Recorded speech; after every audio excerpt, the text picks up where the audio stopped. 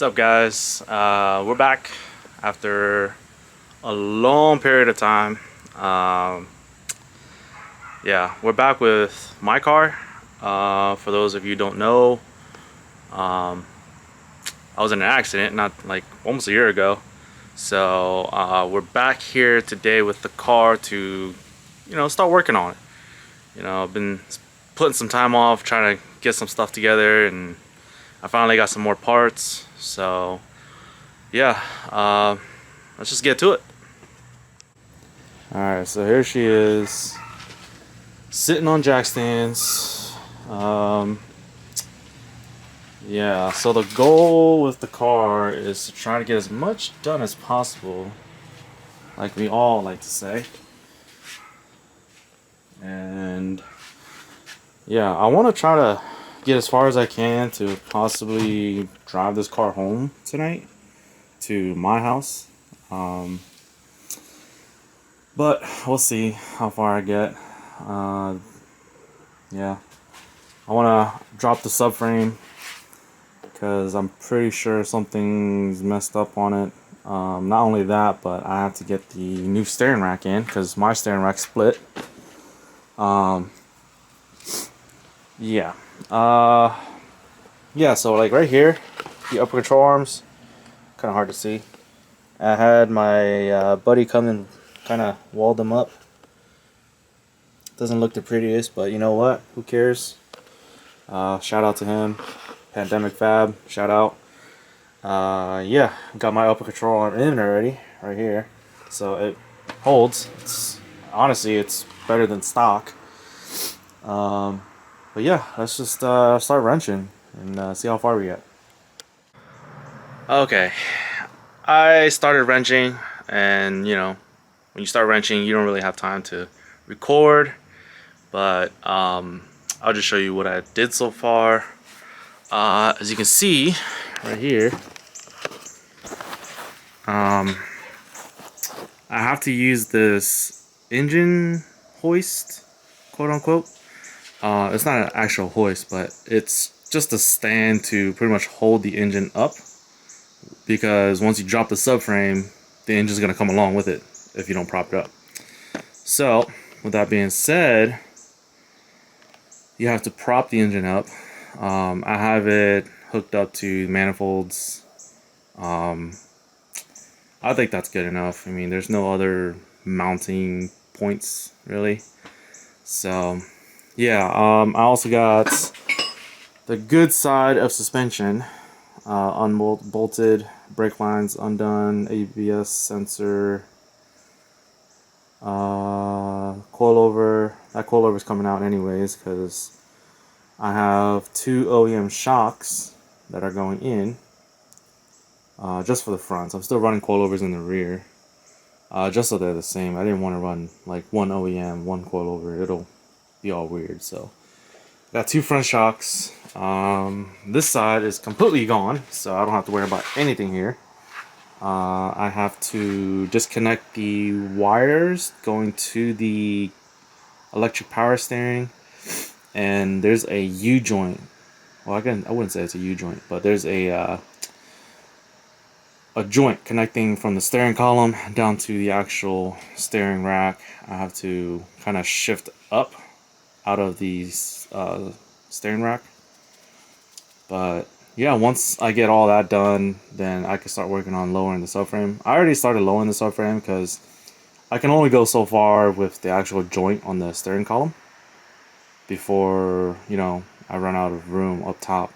So I have to slowly drop the front of the subframe so that the joint kind of slips out of the coupler.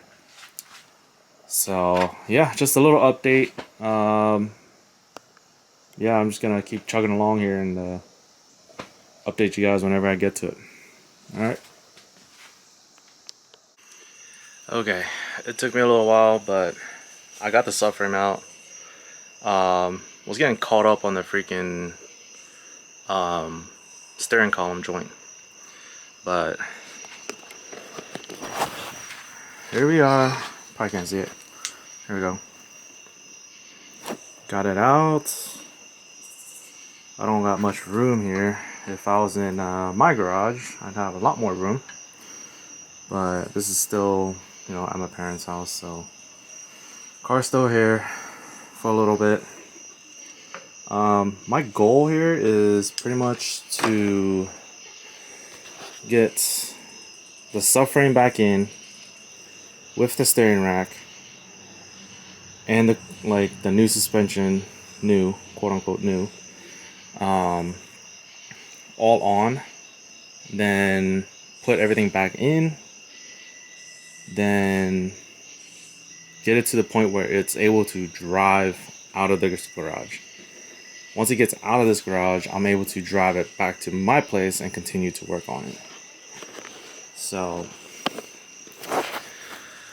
yeah, steering rack's out, or subframe's out, steering rack too, but yeah, let me show you all the damage.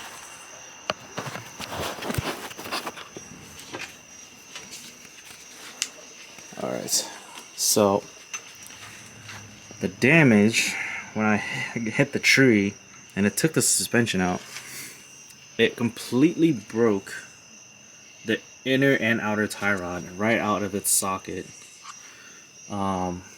It broke the bracket that holds the steering rack, and then right here it split my steering rack right in half. So when it came off the tow truck, I actually couldn't steer it. So, like, there's a gear inside that rack where it wasn't allowing me to turn the wheel. It was pretty much like locked, even though the wheel was like straight. But once me and my boy Mike got it like kind of off the pad out there and started pulling it with his truck, we got to a certain point where the gears somehow realigned itself, and I was able to steer the car kind of. So I just put a dolly under the one side and just pretty much steered the car and got it straight enough to the point where I could just drive the car right in. Excuse me. So yeah, I was able to just drive it right in, but that's the reason why it wasn't steering. So I technically had a AP2 chassis as a rolling shell that I was going to get parts off of, like subframe and steering rack, but there's so much work that goes into, I wouldn't say so much, but there's a lot of rewiring that you have to do for the AP2 rack to work on the AP1. So I was like, you know what, when I went to buy a new subframe at Lisi Parts, shout out Lisi Parts, if you guys need parts, hit him up. The guy there actually did a lot of S1000 rack swaps, and he told me that there's a lot of work that goes into it. I'm better off just getting AP1 rack, so it's plug and play. So that's exactly what I did.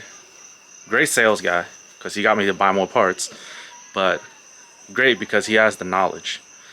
But yeah, so got a new AP1 plug and play rack. Yeah, let me just start tearing this stuff apart and I'll get back with you guys.